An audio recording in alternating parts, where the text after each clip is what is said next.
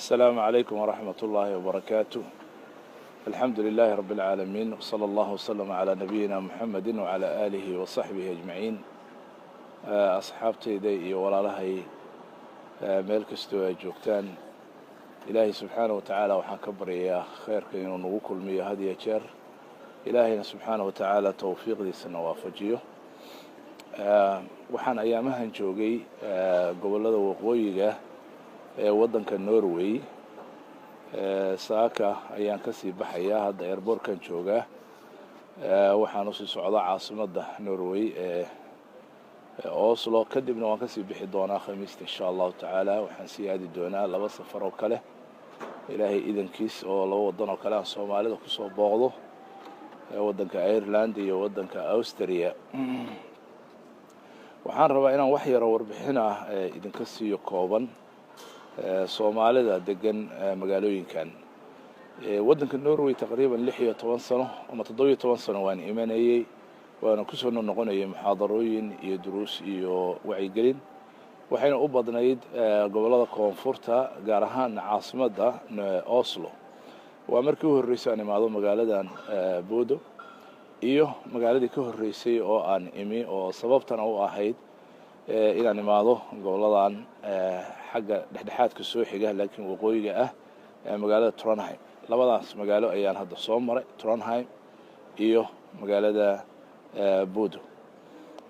Trondheim waa magaalo weyn waa magaalo dad badan oo Soomaali joogaan xaadaradii ilaa 200 400 ilaa 500 dad ku dhow ayaa jimcadii iyo sabtidii aan kula kulmay halkaas magaalada Bodona waxaan joogay Axadii iyo Isniintii maanta talaadana waan ka sii baxayaa Soomaali badan ayaa degan waxay kaloo ii sheegeen Soomaali kaloo aad u fara badan inay tuulooyinka iyo jasiiradaha ay aad ugu firqsan yihiin aadna u joogaan fariinta u horeysa waxaan u dirayaa culimada gaar ahaan culimada joogta Scandinavianka ama dalalkan Scandinavianka la isku yiraahdo Norway iyo Denmark iyo Sweden culimadaas waxaan leeyahay wax yar ayaa ay booqashooyinka culimadu ku yimaadaan goboladan waqooyiga dadkana waxa dareemaysaa inay dacwada aad iyo aad ugu ooman yihiin oo saacado dhaadheer xataa hadii ay fadhiyaan aanay ka ahayn halka caasimadaha weyn oo culimada iyo ducaadu ay u badan yihiin sida caasimadaha Oslo ama Copenhagen ama Stockholm ama Göteborg ay ama Helsinki oo Finland ah laga yaabo dadka inay yaraadaan maxaa dhacay wacdiga iyo wacyigelinta iyo culimada soo maraysa ayaa ku badan marka waxaan dhihi lahaa fariinta u horeysa culimada inay ka warhayaan goboladan waqooyiga waana fariin ay dadkuna isoo fareen ilayna soo booqda noo imaada wacyigelin baan u baahannahay diintii wax nooga sheegan u baahannahay waxaan u baahannahay cid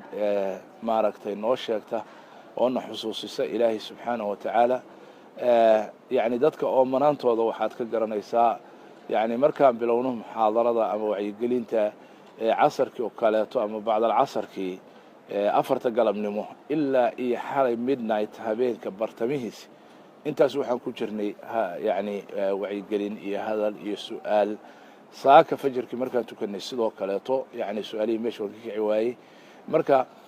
waxay dadku u baahan yihiin wacyigelin iyo diin bay u ooman yihiin sida meel kasta bay ugu ooman yihiin dalka gudihiisaba ay u tahay meelo badan oo tuulooyinka iyo gobolada ah ayaa halkaan oo kale tan Yurubta ay ka jirtaa gobolada iyo tuulooyinka dadka Soomaalida ah oo degan in aad looga warhayo taas culimada Scandinavia joogta ayaan fariintaas u dirayaa fariinta labaad waxaan u dirayaa dadka Soomaaliyeed oo mas'uulka u ah deeyihiin maamulo iyo dawlad iyo maxaan ku sheegay dadka mas'uulka ummadda Soomaaliyeed inay ka warhayaan dadkooda ku firqsan ku kala daadsan adduunka daafihiisa dadkaagu dalkoodana way jecel yihiin waxna way ku yihiin xoogna way ku yihiin wayna ku yihiin ciidan iyo tabar bay ku yihiin taageeray ku yihiin meel kasta oo aan tago waxaan arkaa dalkoodii inay wadnaha ku hayaan dawladoodii inay wadnaha ku hayaan qalbiga ku hayaan ay sugayaan dalkoodii sida uu noqdo saas darteed waxaan leeyahay dowladda iyo maamulka iyo dowladda cusub oo hadda Soomaaliya maaragtay dowladda dhexe ka dhalatay iyo mas'uuliyiinta meel kastaba ha joogaan dadka Soomaaliyeed dadka mas'uulka u ah Ilaahay amarkooda wax uga dhiibay inay ka warhayaan dadkooda iyo shacabkooda ku firqsan adduunka daafihiisa meel kala duwan ay booqdaan ay ka warhayaan danahooda ra'yigooda